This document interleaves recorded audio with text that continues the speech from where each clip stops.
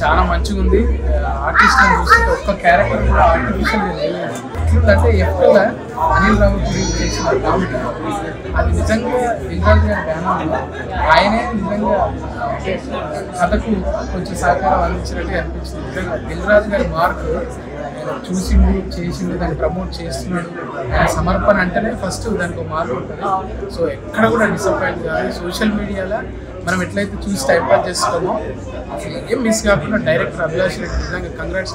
ఈ అభిలాషకు నిజంగా అందరికి ఆశ ఉంటుంది. నేను ఇంకా అంటే మంచి హైప్ వచ్చింది సినిమాకి. అయితే కొత్త డైరెక్టర్ అయినా మంచిగా తీసిండు. కంటెంట్ ఉంటే ఏదైనా సప్తగిరి కనిపించడు.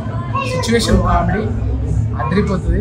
నేను చూస్తున్నా కదా, అబ్జర్వ్ చేస్తున్నా. మనం పీక్ కామెడీ ఉంటే తప్ప నగమ్మ, ఎందుకంటే మనం ముదురులేం కదా.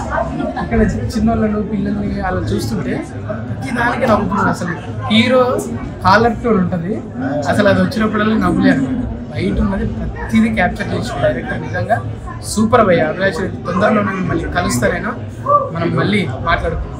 సప్తగిరి భయ్ సూపర్ హిట్ భయ్.